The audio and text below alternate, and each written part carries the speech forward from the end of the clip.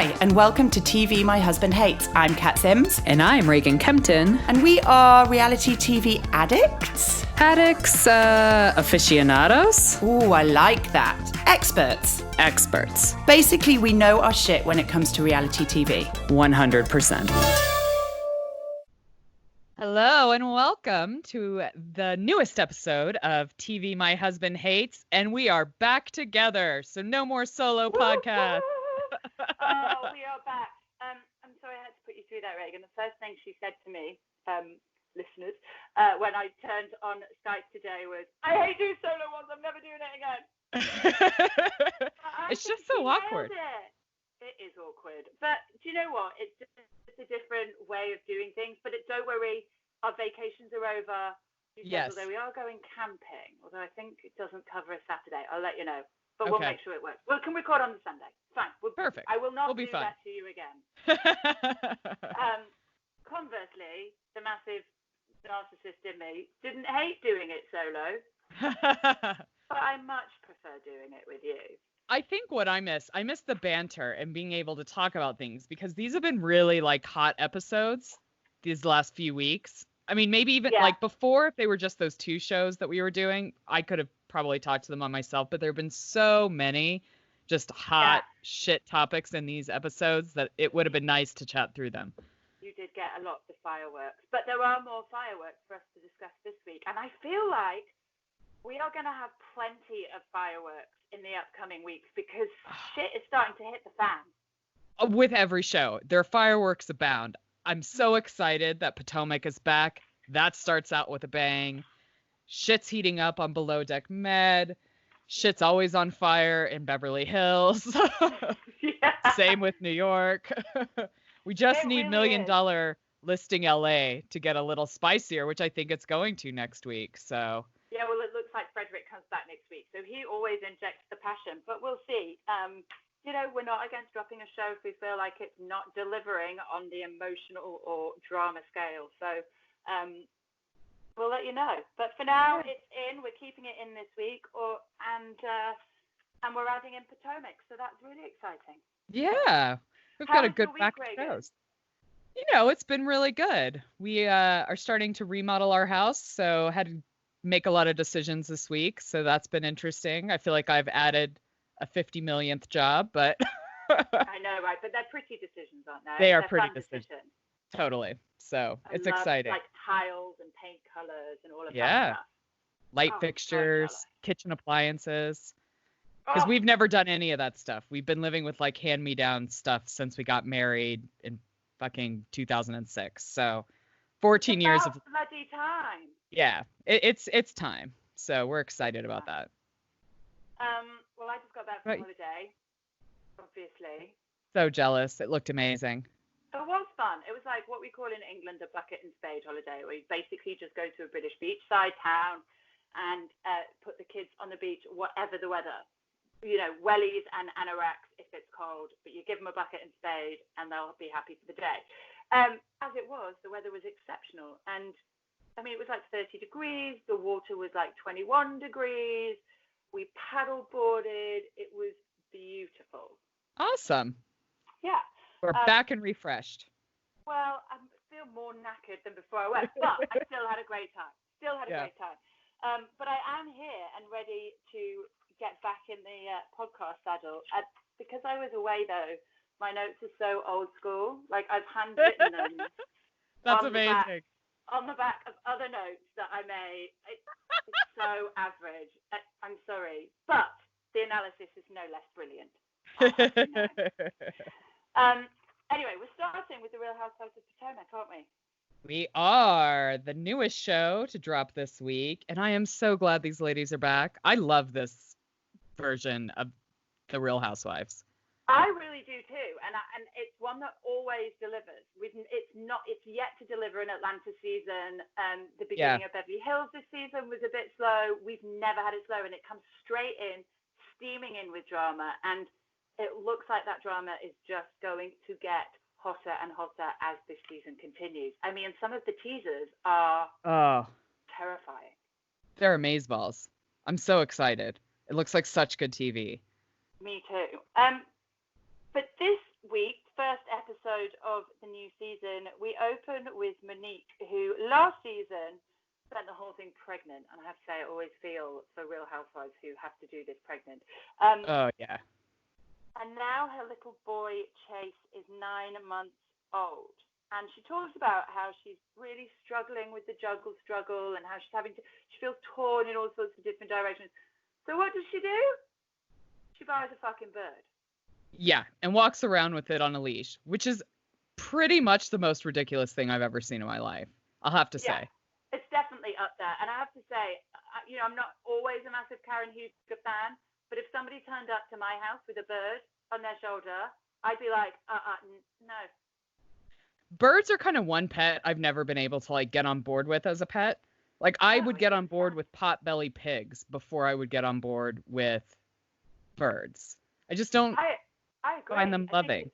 No, I don't think they're loving at all. Although there was something quite endearing about how much it appeared to love her. But at the same time, I'm like, it's a bird. I don't get it. It just flaps and shits. And she's fucking trying to toilet train the fucking bird.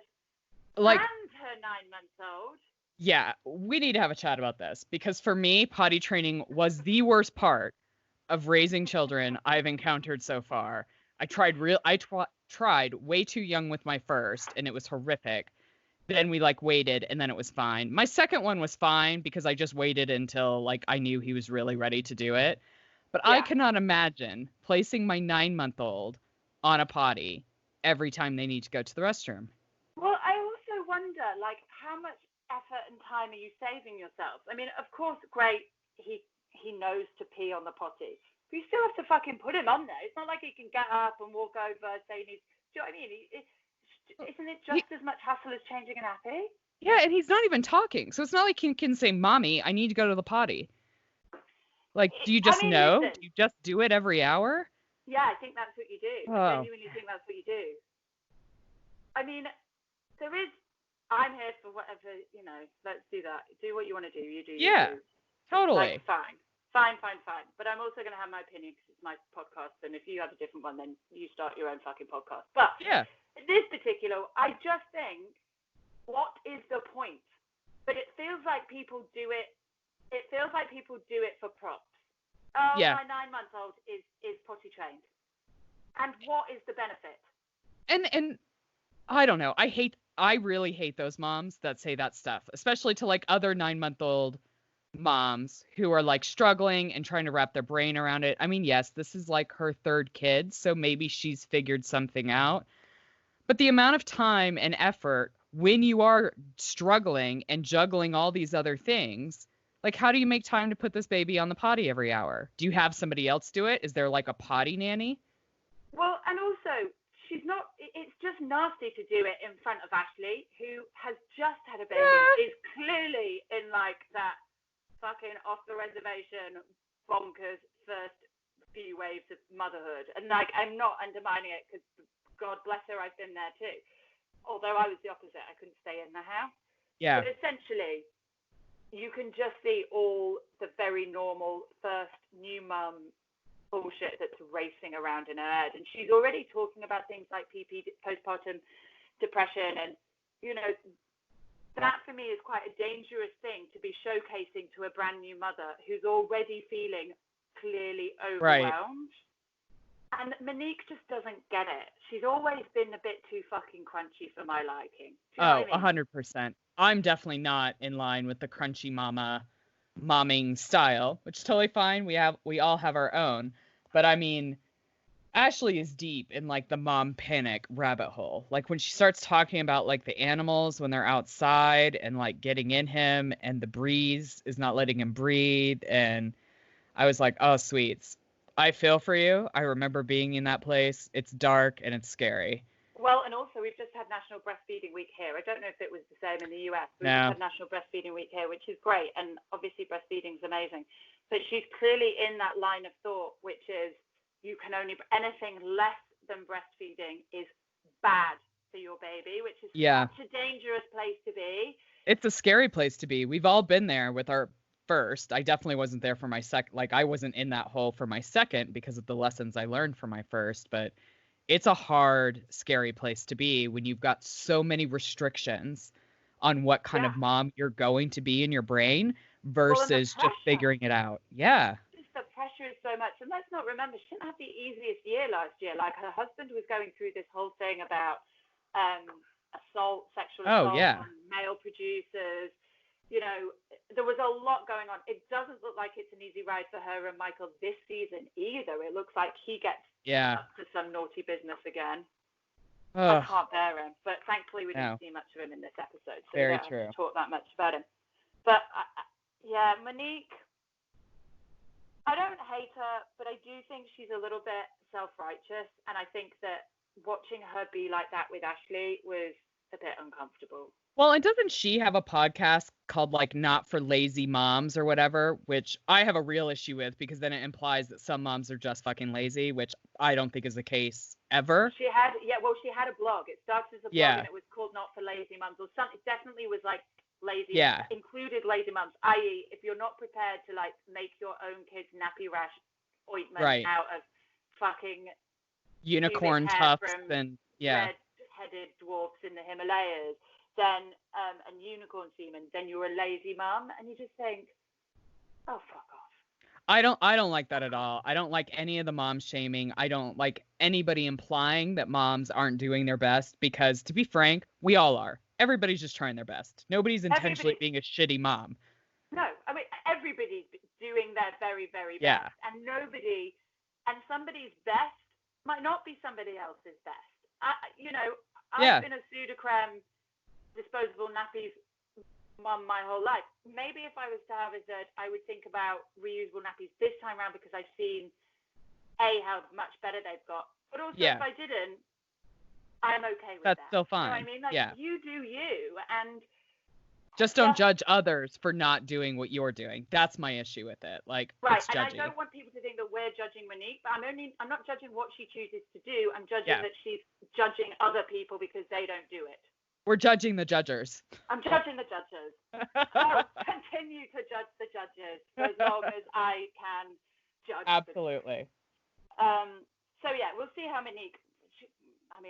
She's busy, obviously, potty training pets and fucking toddlers. So. Oh, that's right. Because didn't she train the bird to, like, poop on a paper towel? Like where does this time come from? She's got some weird potty training fetish that she's like, woe betide any kid of hers that doesn't do a pee in the fucking toilet. It's nuts, man. I mean, my 3 nearly 4-year-old still wets the bed occasionally. Monique wouldn't be having any of that bullshit. No, but it happens. No, she'd be getting up every 20 minutes to put him on a fucking potty. Yeah, no thanks. Okay. Maybe that makes me a lazy mom. I'm all right with that, though. Yeah. I got to be honest, I'm okay with that. Anyway, now that we've got off a very fierce, passionate subject of parenting, the Grand Dame is back in Potomac. She's back, but doesn't sound like all is well in the Huger household. It's not the same Karen that we left at the end of the season.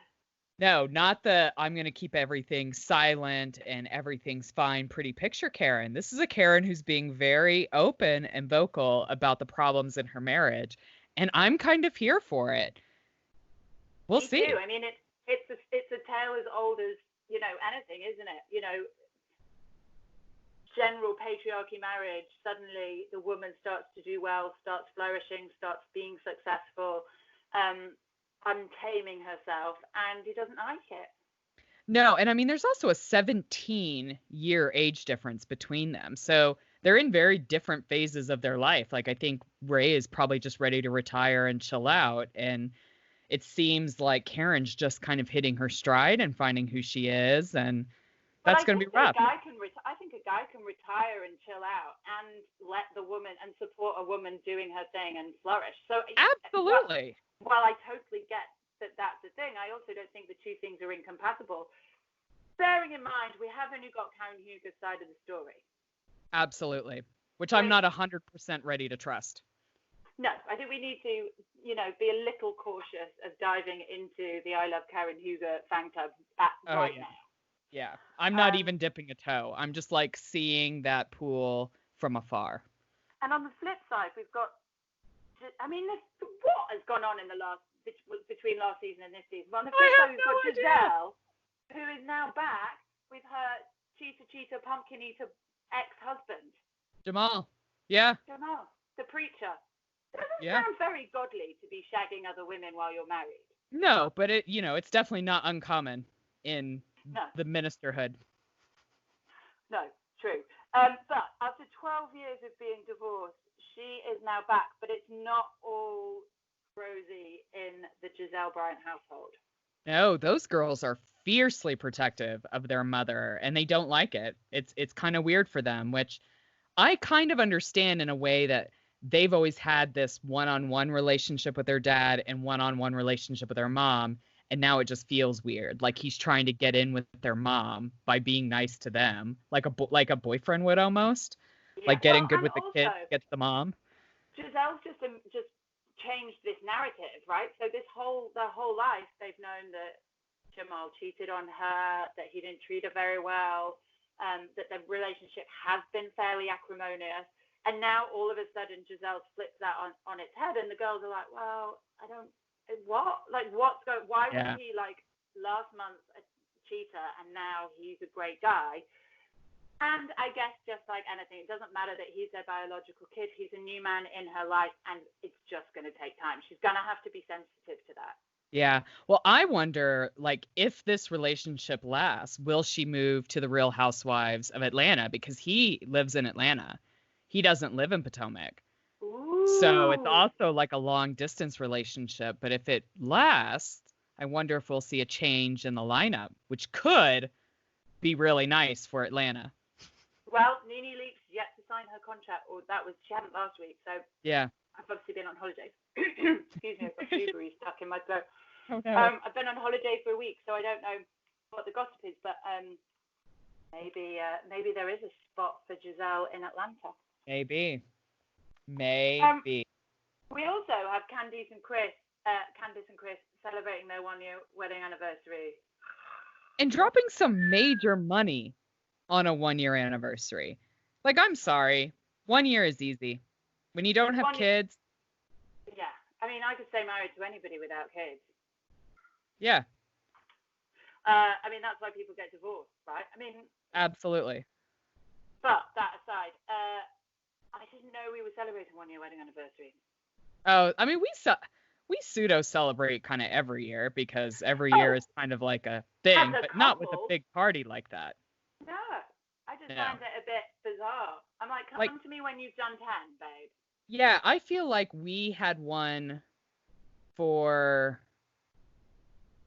somebody. I think it may have been my in-laws for their like 30th wedding anniversary. Like, that's a big deal. That doesn't happen very often. Yeah. I'd fly to America for a 30-year wedding anniversary. Do you know what I mean? Like, I travel for that. Absolutely. Yeah. But for 1 year, I'm not sure it's worth the babysitter, to be honest. No. That being said, you know, they have their wedding with the classiest of themes.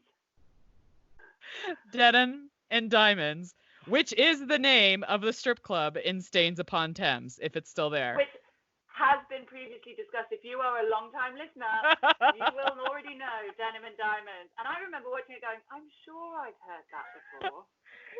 Yeah. And now I realize exactly where it was. It's the one, I think I told the story where the couch was on fire in front of it.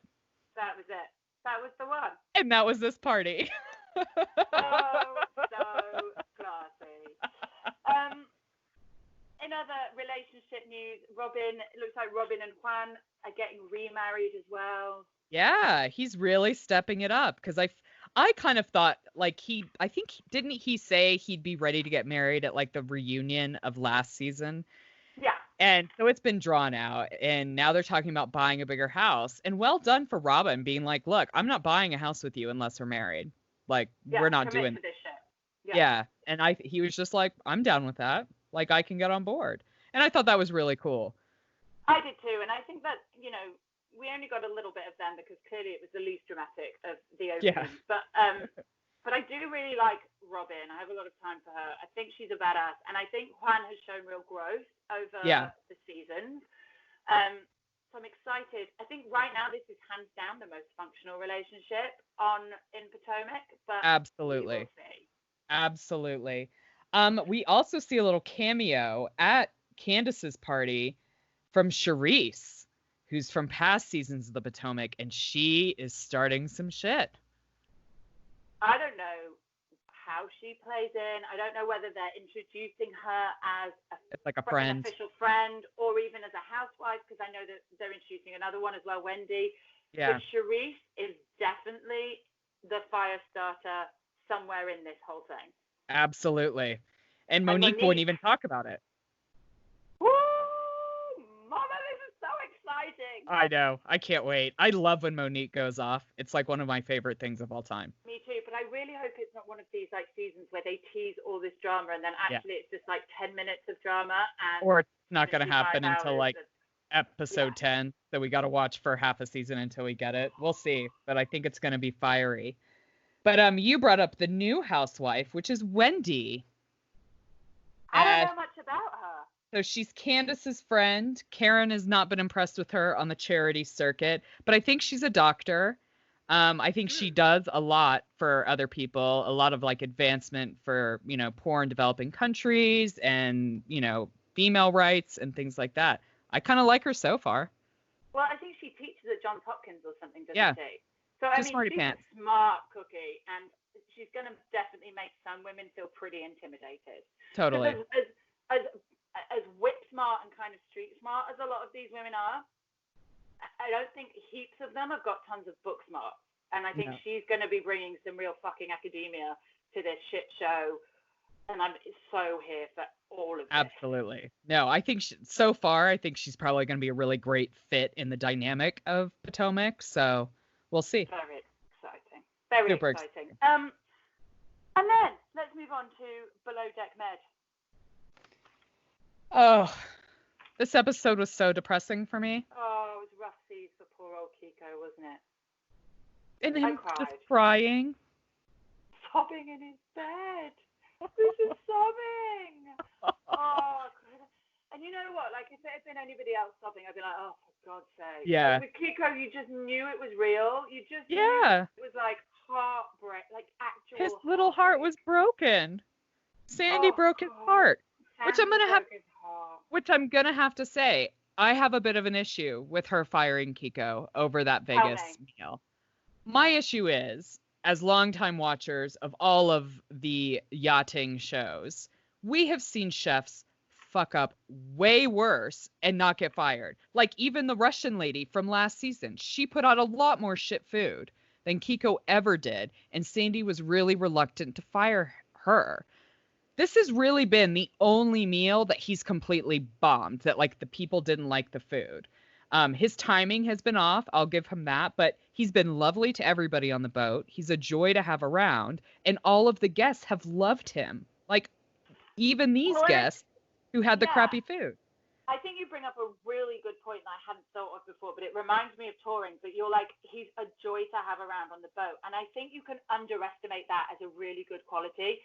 Because it's like when you go touring, having been on the road with bands and things. Yeah. One of the best qualities about a crew member or a band member is that they're great bus fodder, right? They're great to have on the bus because it doesn't matter how great a fucking bass player is or how great a lampy is.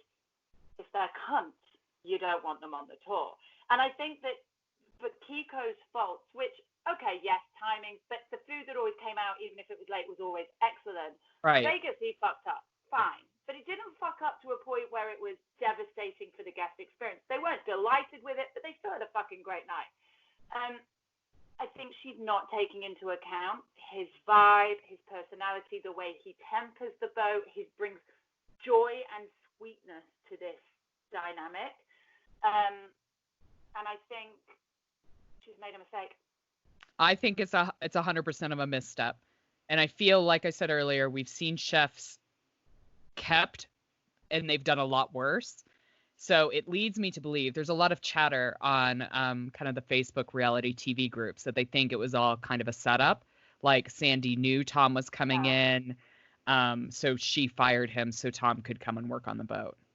which is strategic and manipulative, and I don't like it. And maybe it's not her. Maybe it's the producers. You know, who knows who's pulling the fucking strings?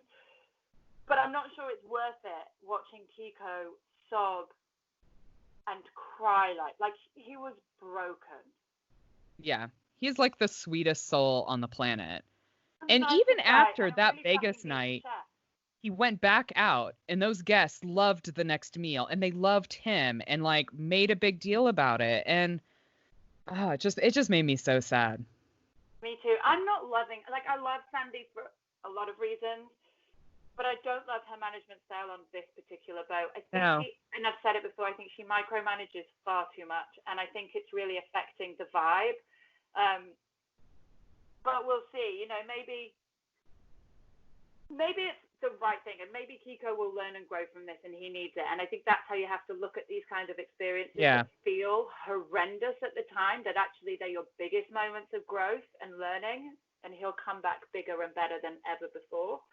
But I'll be very surprised if Marlia's boyfriend doesn't end up chefing on that boat. Oh, me too. I mean, I think it's inevitable, right? Like, he's a chef. He's on leave from another job. He's coming to visit Malia. Hannah takes it really hard, doesn't she? Yeah, I mean, we see a very emo Hannah. Yeah. I mean, I have to say, like, as somebody who suffered from panic attacks, like, watching her get up, as soon as she sits up in the middle of the night, it was like I could feel what she was feeling. Like, I've been there, and those panic attacks are awful. But she's such a funny fish, Hannah. There's real qualities of an empath in her, but then there's also really sort of obnoxious kind of sociopathy qualities as well. And it's really hard, like, because she clearly is connected with Kiko, and then there's serious like codependency or empath shit going on there, but then she doesn't really seem to give a shit about anybody else, completely disconnected from everybody else. I don't know. I wonder if we're gonna see Hannah leave. I was telling you about this in kind of our pre-production meeting, but I saw a picture of this season's crew that was missing both Kiko and Hannah. Like, Tom was in the picture as the chef. There was Bugsy, Jess, and Aisha from last season. So I don't love Aisha. Yeah, I do too. I don't know if we're going to see some massive shakeups this season. Do you think Hannah's going to walk or get fired? Oh, but then we also had that teaser about drugs on board. Yes, from the crew. Like, not even like drugs with the guest, drugs with the crew. So maybe Hannah's packing. Maybe Hannah's packing. Who knows? Who knows? But who knows? Holy shit, the heat got turned up on Below Deck Med this episode. Yeah, no, 100%. Let's chat a little bit about Rob dropping the L-bomb on Jess. If you've missed that was me puking into my bowl of blueberries. Because she sees him and hears him.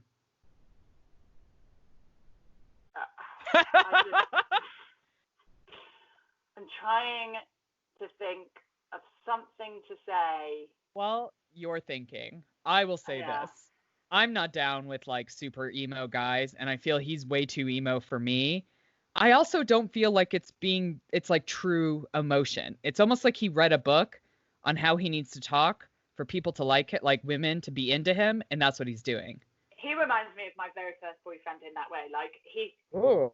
I'm pretty sure he doesn't listen. So no, probably not. I hope so. I mean, I'd be surprised if he was into reality TV. But anyway, because he's a bit sensy and emo, and he would like read poetry and write poetry and all of that. And it felt a bit like that's what he sort of thought a sensitive guy did. And you're right, Rob reminds me of that. It feels like a bit of an act. Yeah. I mean, don't get me wrong. I'd rather that act than misogynistic, sexually inappropriate act. Hands down. But if those are my only two options on this fucking boat, I'm not that interested. I'd go for Alex. He seems like the blend of the two. Or Kiko, who's also a bit emotional, but he's like really sensitive. Like, that's an authentic, sensy, emotional thing. Like, you can tell that there's real. Not with Rob. No. Dead behind the eyes. Yes, that is 100% it. Yes, he's like blank stare talking about his feeling. Where like Kiko, like his eyes are welling, like there is emotion behind those eyes. I mean, even Pete, there's emotion behind his eyes. It's Yeah. not correct emotion, and it comes out Yeah. very inappropriately, but Uh-huh. there's feeling there. We're with Rob. He's got dead eyes.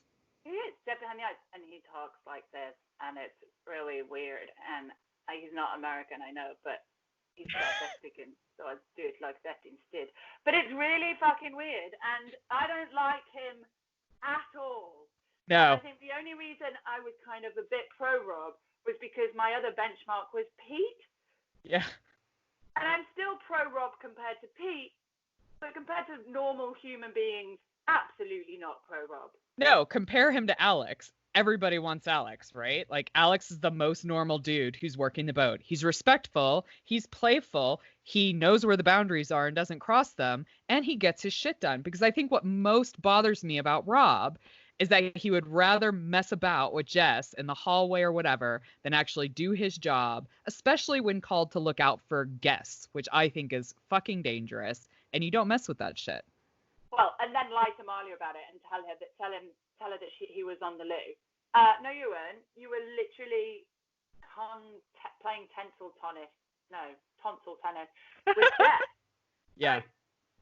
So when Marley sees that, she's going to be like, no, Yeah. thank you. She's not going to take kindly to that at all. No, I think that will come up in the reunion, the amount of times that he was just messing around versus working.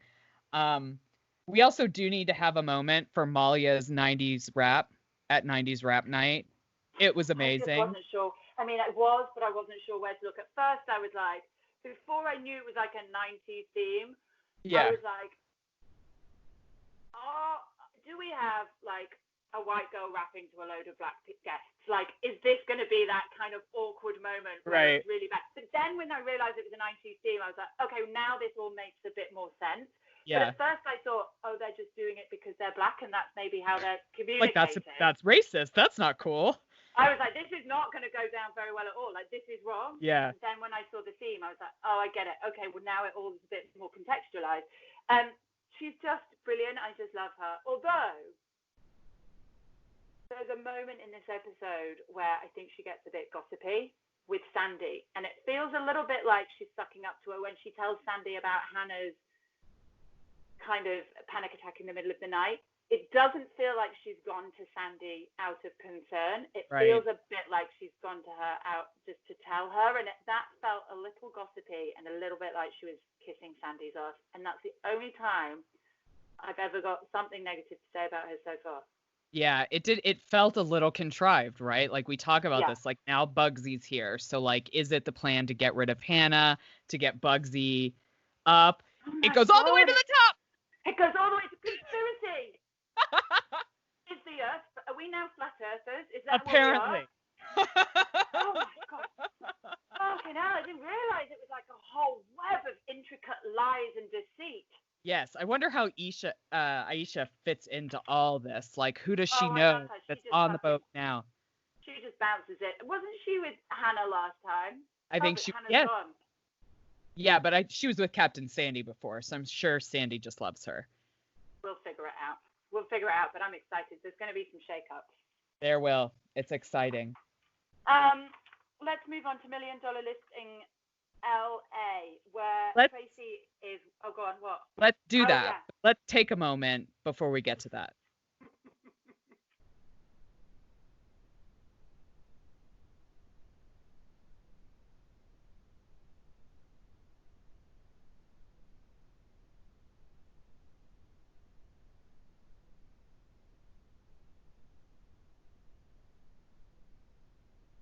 I hope you enjoyed that seamless segue into that particular advert. I always fucking forget, and then Reagan reminds me. I should just hold up like a little sign. Stop! Yeah. Like in those old school TV shows where they're like, applause! Yeah. Yeah! Like put it on my iPad and like, stop! Oh, sorry. I mean, one day we'll get pro at this, but it's not today. No. Anyway. Let's now go to $1 Million Listing LA, where Tracy is in Scottsdale, Arizona, and I think obviously she's run out of names to fucking take in Beverly Hills, so she's moving into Arizona. She's slowly taking over the entire United States. That's what I picture for Tracy Tudor. Soon it will be the Me world. too. I could not love this woman more. I have a massive girl crush on her. I love her. And let's just talk about this house. That closet was orgasm inducing. It was amazing. I mean, it was amazing. This is one of the only really kind of opulently ridiculous houses that I would actually go, do you know what? I'd live in that house. And do you know why? It's because as ridiculous as it was, there was a fucking washing machine and dryer in my private bathroom. That, game changer. Woman after my own heart. My own washing machine and dryer that no other fucker's allowed to touch. There's no fucking Lego pieces in the rim. There's no fucking dirty nappies that by accident get taken off with pajama bottoms and shoved into the wash because nobody else fucking checks for that shit. My own washing machine and dryer is the stuff that real luxury is made of for me. Absolutely. And like your own little place to just fold your own clothes. Oh. It'd be heaven. It's joyful. Right next to the place where you're going to put them in the closet.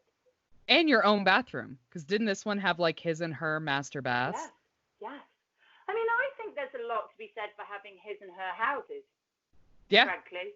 I mean, it works for Helena Bonham Carter and... No, they're divorced. Oh, well, it worked for a while. It did work for a while. Because didn't they have separate houses and then like a house in the middle in London?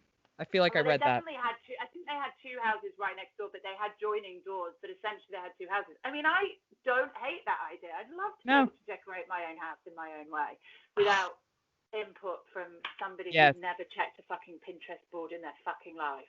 Reach. That is my life right now. That's my life. It drives me fucking insane. I'm like, this is what I'm thinking about for the bedroom or the bathroom. He's like, I don't like it. I'm like, what are you bringing to the table? Yeah. How many hours have you spent on fucking Pinterest? Have you gone down the house hole? Yeah. Have you traveled into that hole and come out feeling lacking? No, you haven't. So you don't get to make these fucking decisions. No. Absolutely mental. I almost wish we had a more like traditional like husband-wife relationship where I just take care of the house and I make all the decisions in the house and he just goes to work. I know it doesn't sound very... Just for the house. Just for that. 100%. Not for everything. 50-50 equal. But I want control over I just want control of the creative. Yeah. I'm like, you do the budget. Fine. I can make my creative fit your budget. But don't tell me what light fixtures we're going to do or sconces or tiles or anything like that because you don't know what you're talking about. You haven't put in the years and hours and time. You haven't put in the time. No. I will say... You haven't earned a place at this fucking table. I will say... My husband has been on Houzz and Pinterest for this remodel, but yet I've had to like talk him over to my side on quite a few things. I know. Some things I just think they should let us do. Yeah. Like, I'm happy to let them do some shit. Like, if they want to, I don't know what they want to do. Fucking choose a lawnmower. I don't need any fucking input in that. I don't care. Go choose your own lawnmower, leaf blower. Blow away. I don't care. You fill your fucking boots. But let me do the tiles. Yeah. That's all I'm saying. Because we know we're going to come around to my tiles anyway. We'll just avoid a whole fucking 2 weeks of arguing about it. Exactly. Like, we all know how this is going to end. Can we just fast forward to the end where you get on board and you like my design? Because we all know what's going to happen. Stop dicking around. We don't have all this time to waste. And then it's done and you're like, oh, doesn't it look great? Uh-huh. Yeah. I mean, I knew it would look great literally 6 months ago. I don't know if you can tell, it's quite a sensitive topic. Anyway, so the house in Scottsdale, Arizona is mental and lovely, and I'm excited to see Tracy sell it. I'm sure that she will. I mean, that house is 20,000 square feet. And they're putting on it like just under 14 million. I mean, I don't have 14 million, but that seems like a good deal to me. Seems like a deal to me. And it's got that fake grass, so you don't even have to worry about maintaining the turf lawn. Oh, fucking fake grass. I mean, we've had that argument in our house as well. He doesn't want fake grass, but he'd never fucking mows the lawn. Can't have it both ways. I keep forgetting that he's editing this. I love you very much, Jimmy. I love you very much. It's all for the banter. Don't worry. talking of great deals, though, Josh Altman has this mental deal going in the Bird Street that's been dropped. This house has been dropped from 21 that now you can get to 16. Yeah, just out of the blue too. Because didn't they just call him and was like, someone offered them 15 and they're thinking about taking it?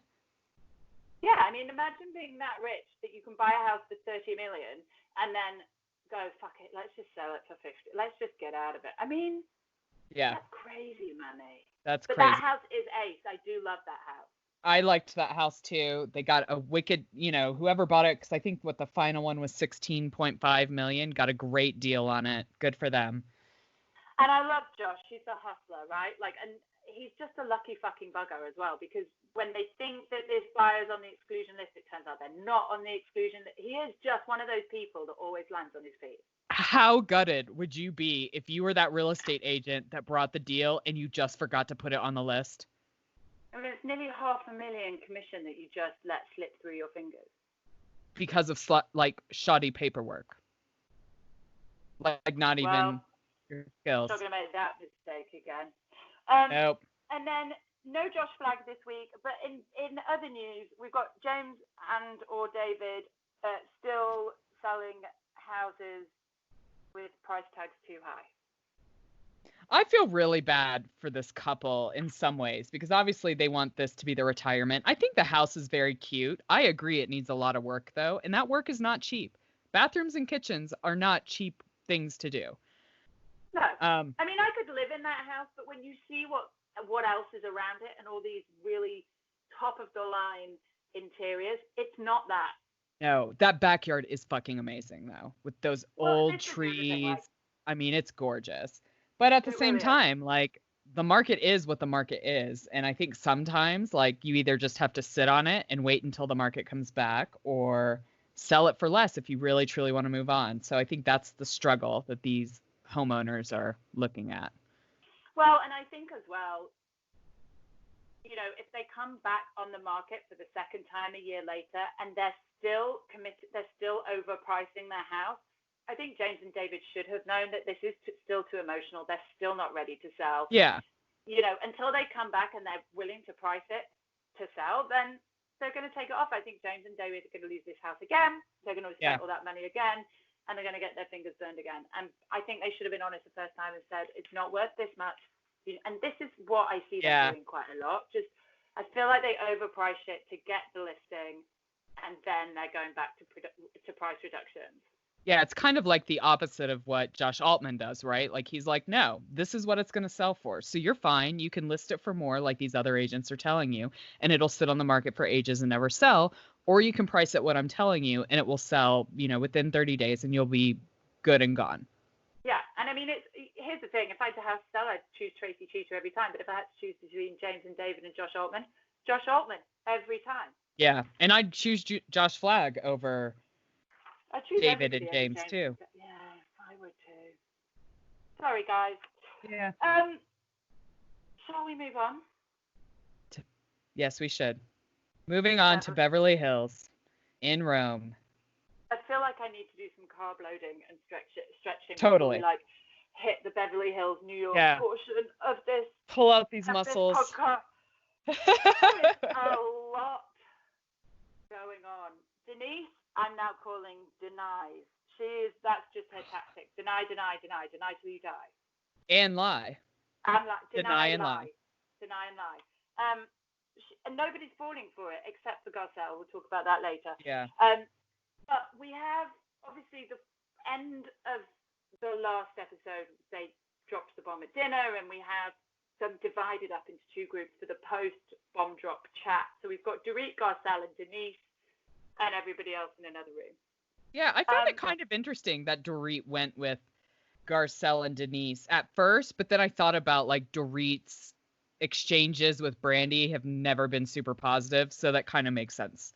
Well, and she also butted heads with Kyle, so I assume that she probably didn't want to be in that room either. I kind of think for good reason too. I know this was last week, but Dorit was in the right. Sometimes Kyle just needs to shut the fuck up. I 100% agree. I like Kyle, but I do think she has that obviously it's not something that I suffer from very much. Never. she does have that interruption disease, which can really wind people up. So yeah, I think you're right. I think she does sometimes assume the worst of Dorit when actually Dorit's just trying to say something and get it out. That being said, Dorit's pretty verbose. Like, she does like to bang on a bit and drag it all out. Like, spit it out. Just sum it up in like 3 words. Get it out there. Yeah, we've only got 42 minutes an episode, so let's just hurry this Crank shit along a bit. But the next morning, we kind of have a couple of important debriefs, and we have Lisa and Denise. And, we talked a little bit about this in the pre-production meeting. As much as we think Denise is lying through her perfectly veneered tea, I think she's got a point with Lisa. I think Lisa should have given her a heads up. Like, if they're real friends, like, if the situation was between me and you, I would 100% text you and be like, this shit is being said. You need to come in prepared to talk about this. Because it's going fucking down. I 100% agree. I do think that Denise could have expected that from Lisa. They've been friends for 20 years. Like, this really is a friendship of longevity. And I do think Denise could have expected that from Lisa. I do think Lisa quite enjoys the drama. She wasn't going to be the one to spill the beans, but she was going to make sure it was coming out in that dinner. And I think I'm with you. I think Denise has a point. I think she has a right to feel betrayed. And, I hope Lisa kind of recognizes that. Yeah. Saying that, though, I do think Denise would be one to where if Lisa had texted her that, Denise would not have left the airport. She would have just gotten back on a plane and flown home. So maybe that's why she didn't. I don't know. We were all shocked that she stayed after the dinner, but she did admit that she did call a travel agent and couldn't get a flight out. It seems a bit weird because I would have thought flights from Rome to LA were quite common. But anyway, apparently that wasn't the case. Surely you can just borrow Sutton's private plane. The one she would have had to give up wearing 3 dresses to take. I mean, yeah, I love the way she talks about it like that. And she's like, it would have hurt. I mean, I would have done it. It would have hurt. But I would have done it. Honestly, for the price of like 3 dresses, I would have done the private plane. Full of Hunter Wellies with Swarovski crystal initials on. I've got a pair of black Hunter Wellies. I might just stick some fucking crystals on mine. Take a picture for Instagram. You need to bejewel it. Did you guys have the bejeweler in like the 90s in the UK? It was this little device that you could like put jewels on like your jean jackets with and your hats. Yes. I think we called it, maybe it was the bedazzler. It's like bedazzle or bejeweler. I'm going to bedazzle my hunters. Yes. So the next morning we have Lisa and Denise, and that all works itself out, kind of. And we also have another meetup with Kyle and Dorit. And I think, like you say, I actually think that Kyle and Dorit get on when it's just the two of them. Yeah, I feel like Kyle is kind of mean to Dorit in the group, but always nice to her one-on-one. And I don't like that. That bothers me. I do agree. I think she does treat Dorit differently. And I'm no fan of Dorit. If you had to ask, I'd choose Kyle over Dorit. But I do think she does treat Dorit differently. And that would be frustrating. Interestingly, Dorit seems to think that Brandy is potentially lying, and Kyle is like, Brandy is not lying. Yeah, Brandy may be many things, but a liar is not one of them, according to Kyle. I don't know where I stand. I'm not sure either. I do think something happened between Brandy and Denise. Do I think that there's an ulterior motive for Brandy dropping this? Almost certainly. It makes her fucking relevant again, for sure. Yeah. Could that mean that she's embellished it? Maybe. I think we'll never know, right? It's going to be one of those things. And I think you're right. I think judging from Denise's reaction, there is some truth in this story. I don't know what it is, but there is some truth in this story. And she's embarrassed and shocked that Brandy said it. Could Brandy be embellishing to make it sound juicier than what it was? 100%. But something did happen. I don't think Brandy's making everything up. No, I actually think the nuts and bolts of what she's saying is probably true. Do I think she had good intentions in sharing it with the girls so that the girls knew what Denise was really like? No. Hell no. Do I suck? Especially when she has talked shit about all of these girls herself. across many seasons of The Real Housewives of Beverly Hills in the past. So there's no way she's looking out for them by telling them this information. No way at all. I think they're both as bad as each other. That being said, can we also just talk about how, and also Sutton is rapidly becoming one of my favorite housewives on this. Like, I just love her quintessential uniqueness, her southern charm. She's got a really dry wit. I love her. But this episode where Mr. Dolce calls and invites her to the new Dolce & Gabbana store in Rome for a private shopping experience is really fucking impressive. So fucking amazing. Like, you would go. 100% everybody would go. Like, it kind of surprised me that only Dorit and Kyle went with her. I mean, maybe the invite was only for 3 people. Those shops are fairly small on the inside in Rome, but oh my gosh, it looked amazing. And those tiaras they were trying on. Yeah. I mean, here's the thing, like, you get a lot of like ostentation with this kind of money, and a lot of showing off and indulgence and all the rest of it. And that's sometimes a bit tacky and all the rest of it. As much as, like, there's an argument as to whether this whole 1% is a moral thing and whether people like Sutton should exist, put that aside for a minute. Yeah. That was really fucking classy. Like, it was a moment of, like, okay. Yeah. That's impressive. Like, I've got to hold my hands up and go, I'll put aside all my fucking jealousy and be like, yeah, well done. Yeah. Well done, Sutton. Yeah. And I thought the wellies that she brought everybody was a really nice, sweet gesture. Yeah, like, super cute gesture. Yeah. I have a lot of time for her, and I think that, and I think I really want her as well. We see a lot of her insecurity. She didn't want to come out. She doesn't like to come out when she's trying things on. She is kind of a funny shape. She's a fabulous looking woman, but she is kind of got these really long, skinny legs and this kind of blocky top. She's cute, but I can get that she's probably have to get a lot close fitted for herself. So totally, it's nice to see those insecurities in her too. Well, it makes her a real person, right? Yeah. Because I think ultimately she is not holding a diamond in the opening credits because she refused to show her family on the show. Like, that was a big thing for her. So they kind of demoted her to just like a big friend role, not like one of the housewives per se. I really like her though. I wish we could see more of her. I mean, you know, you do what you like with your kids' privacy. I completely understand that. But I like her. I like that she's kind of willing to call shit out too. Like, you know, the dinner last week when she calls out Garcelle for, like, you know, the way you said that to me was kind of rude. I like that she just has it out, they deal with it, and she moves on. Like, it's not a grudge that she's holding on to. I think she's a really cool, mature chick. I think she's pretty classy. And also, let's not forget, she's heard this rumor about Brandy and Denise like a couple of years ago. Yeah.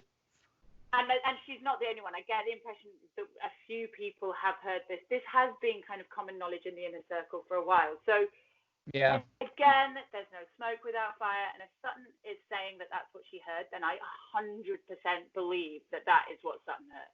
Totally, because she's not even saying it in front of the other girls. She's saying it in the confessional, right? Like, well, you know, I heard this 2 years ago.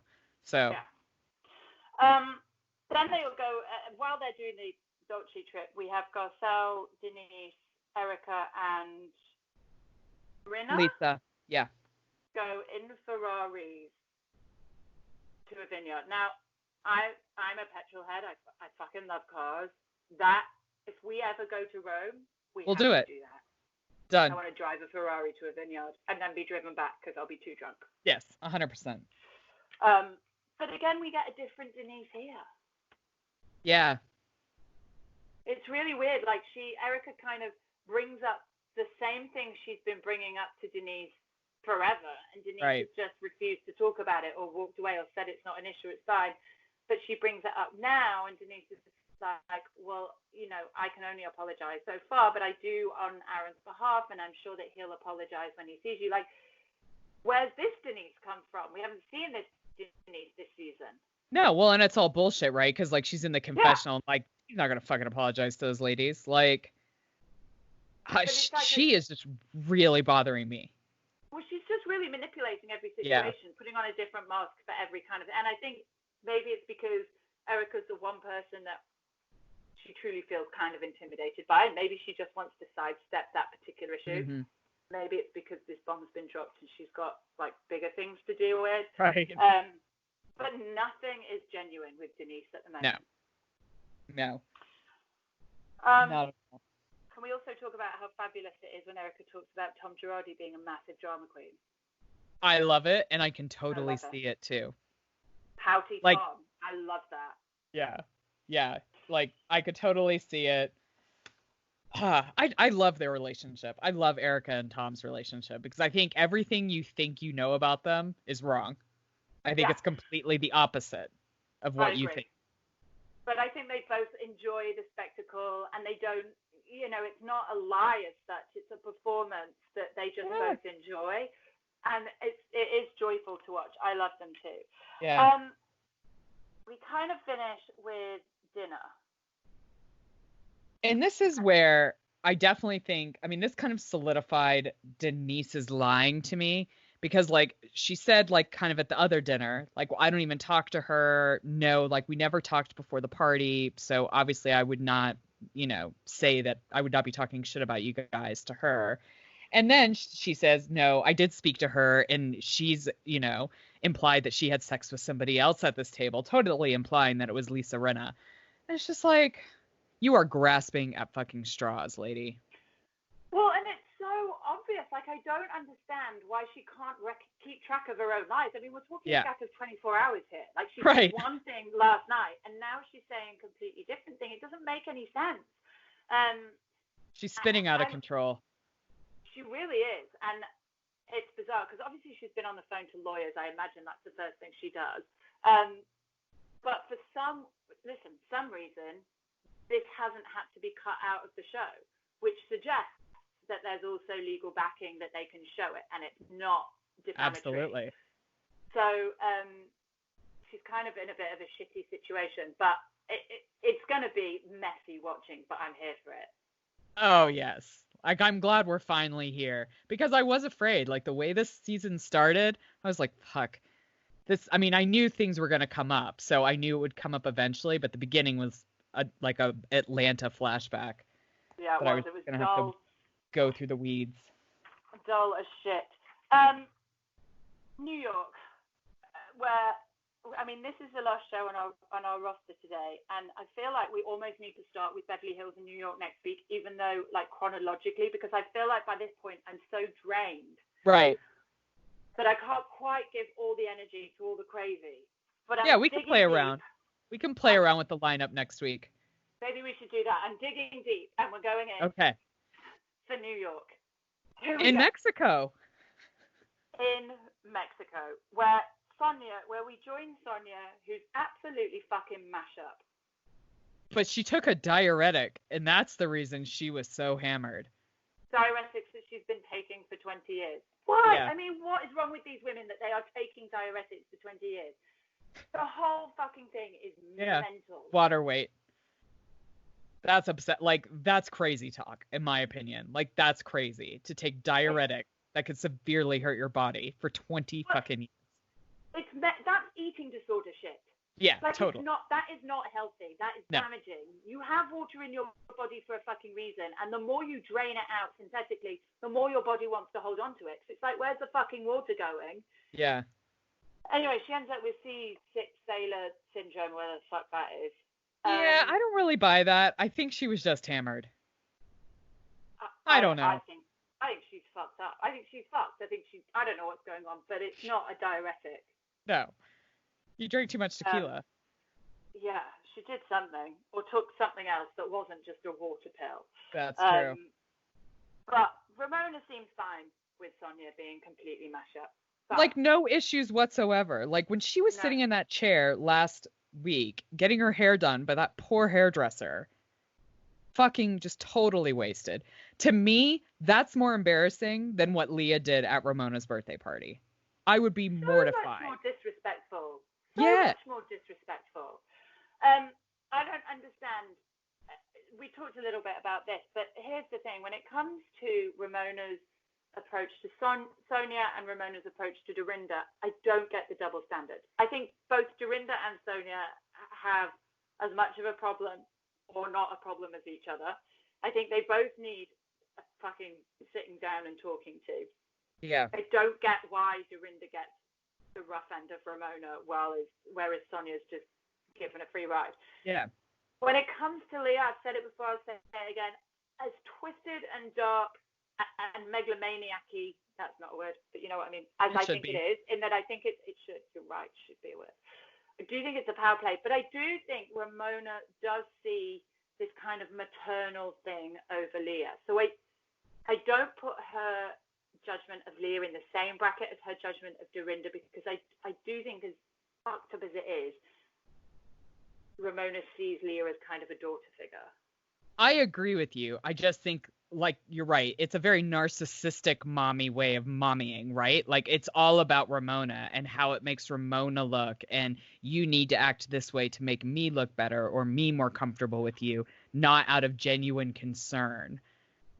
Kind of mother, if that makes sense. Thinks it comes from genuine concern, even if it is a bit weird. Right. But yeah, Sonia and Dorinda are off the reservation, and Dorinda, they're right. Dorinda does need some help. There is something going on with Dorinda. I don't know if she's an alcoholic because she's an alcoholic, or if she's an alcoholic because she's just not dealing with some shit. Yeah. Do you know what I mean? Like, whether it's a sort of a more circumstantial kind of mental health thing rather than necessarily an addiction thing. I don't know if the two are any different. But I don't know if I'm making any sense. But in my head, I know what I mean. Right. But she definitely needs something. I think the difference between Sonia's drinking and Dorinda's drinking is that Sonia does not get angry. Sonia, is like a silly drunk, and she'll hurt herself, but she doesn't really hurt other people's feelings. Dorinda is an angry drunk and gets very mean and very spiteful. And I think maybe that's the difference with Ramona on the problem of the drinking thing. Dorinda just goes from 0 to really fucking pissed off angry very quickly. And I think we see that with Luann this week, because we're not Luann fans by any means, but what she said to her was mean and a punch in the face. Well, it was, and also it was totally unwarranted, because, I mean, it wouldn't have been the right thing to do even if Luann had been laying into Dorinda or judging her. But she really wasn't. Dorinda said, "What did Ramona say?" Luann told her. And then she just said this awful thing to Luann about, well, at least I didn't go to jail for being drunk. Yeah. Twice, and go back to jail. Like, she really laid in. And I have to say, you said it, we're not Luann fans, but I really appreciated how Luann dealt with this throughout this episode. There wasn't any, she took the drama out of it. She tried to handle it well. And I think that she made concessions to kind of keep the peace. But I wouldn't be fucking forgetting what Dorinda said anytime soon if I was Luann. No. I mean, because again, she didn't do anything wrong. She went and talked to Ramona about what's going on and then simply relayed information. Yeah. And Dorinda fucking murdered the messenger. And then I still come back to the fact that set the body on fire. Encouraged Luann to get back on the booze. Yeah. Because she wanted a buddy, essentially. Right. That's what she wanted. And I do think Dorinda's lost. I think she's lonely. I think she's hurting. I think all of those things are true. And I think we have seen Dorinda drunk in previous seasons and not be mean and nasty. Yeah. But weirdly enough, enough, something going on. Dorinda is still 100% Team Leah. And I really like that interaction. This is what's so crazy for me personally about Dorinda is I see the way she treated Luann. I was like, oh, fuck her. That's so wrong. But then I love the way she treats Leah. And she's like, no, you're doing the right thing. Ramona's being a dick. You just stay you. It's a very weird dynamic within. Well, again, it's a double standard, isn't it? And also then when Leah tries to calmly tell Dorinda the next morning, listen, you kind of laid into Luann. I think you need to apologize. Dorinda goes straight on the defensive there, and starts making shit up. And you can see Leah's face. She's like that, what the fuck's going on? She never said that. You are making this shit up. I was there. She didn't say it. There were cameras. We have it all on film. We got the receipts. Yeah. But so, and I think that we are going to see kind of an intervention of sorts. What looks like a fairly haphazard and ill-advised version of an intervention, but one nonetheless, in the upcoming episode. And I really hope that Dorinda kind of, even if she doesn't accept help on that instance, does kind of use it as a wake-up call to go and do something, because she's not happy. No. She needs a change in her life, and I do think it all stems. I think Ramona's right that it all stems from that she's finally grieving Richard and grieving what that life was, and I think she just needs to work through it, and she'll be better on the other side. But it's not easy. No, it's messy and painful and hard. Yeah, and I mean, they're all good reasons. I mean, they're not good reasons to drink, but they're all reasons often why people drink, right? Just to hide that shit or avoid that shit. But that being said, we still managed to have laughs and joy aplenty at the Mexican restaurant for Sonia's surprise birthday party that evening, which looks like such a good time. Oh my gosh. I want margaritas delivered to me on top of each other, on top of a man's head forever for the rest of my life. Very small man's head. And the way he was getting down with Luann, like, oh my God. And he may be small on the outside, but he's a big man on the inside. He's got chutzpah, serious chutzpah. Fuck, Even Leo was yes. he's 5 foot nothing on the outside, but he's 6'7" on the inside. And that, he couldn't have nailed it better. He was so cool. And then I also loved that, Luann came out with the karaoke, and then Dorinda with the massive cleavage. I mean, it was just really fun. It felt like the girls really put all their shit to one side for Sonia. Yeah, and so much more real than Ramona's party. This is a real group of girlfriends celebrating a birthday party. We've all been in that Mexican restaurant with the drinks flowing. We all have. Celebrate. Mine have never been delivered on the head of a 5 foot man, but no, we may need to go to Cancun for that. Well, I mean, we need a holiday. We do. We missed a holiday. We're owed a holiday. 100%. But yeah, and I think we see again this kind of friction between Leah and Ramona, and I'd be frustrated if I was Leah, because she is holding her to a different standard for whatever weird and fucked up reason she is. Yeah. But it is frustrating. 100%. She can't do anything right with Ramona. Anything she does, Ramona gets her panties in a twist about. Talking about vaginas, talking about sex, which has been topic of conversation for the Real Housewives of every city forever. I mean, that is it's women's chat of housewife chat. I mean, she does crack kind of a smile when Leah tells her that she likes spicy dick at the end. But it's hard. It's just boring. I mean, I feel as maternal as you like, but the fact is you're not her mother, so stop. No, you're playing weird, fucked up mind games for control, and it's uncomfortable to watch. Yeah, I don't like it. No, I'm with you. It's weird. But that does bring us to the end of our chat. We are tomorrow going to be recording the minisode for Shah's Sunset Reunion. Let me tell you, I've watched both episodes. Reagan has only watched the first one. And I watched half of the first one. I dropped the ball, so we'll record it tomorrow. There is some shit to talk about. And, spoiler alert, it looks hopeful. Oh. That's all I'm going to say. I'll get on it today. Shah's Sunset Reunion looks hopeful. So wow. I'm excited. I hope you guys have already watched it. Like I said, I'll finish it up today, so we'll record it tomorrow and get that mini-sode out. But welcome back, Kat. Oh, thanks. And thanks for holding down the fort while I was gone. It was nice to have a week off. Yeah. Not that I don't love doing it, but it's nice to have a week off where you can just watch the shows without having to take any fucking notes. Yeah, no, absolutely. The last episode is delayed a little bit, so you guys are going to get a few episodes all at once. So we hope you listen to them in order. And if you don't want to listen to me chatting by myself, then you just skip it and move on to this one. But I would listen to it because I think it's going to be... I've listened to the first few minutes and I think it's pretty fucking great. Oh, thank you, lady. All right, guys. I'm going to listen to all of it soon. But listen, have a great week, guys. And remember, rate and review. Oh, yes. Rate and review. We forgot that bit. This is so chaotic. It's the biggest, most chaotic ending of any podcast ever. Rate and review.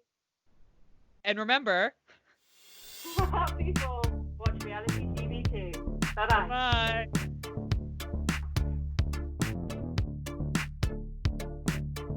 Please subscribe, rate, and review TV My Husband Hates wherever you listen to your podcasts. You can also follow us on Facebook and Instagram at TV My Husband Hates and join the Facebook group to keep the conversation going when the podcast ends. If Twitter's your thing, you'll find us at TV Husbands Hate. Theme music and production for TV My Husband Hates by Jimmy Sims.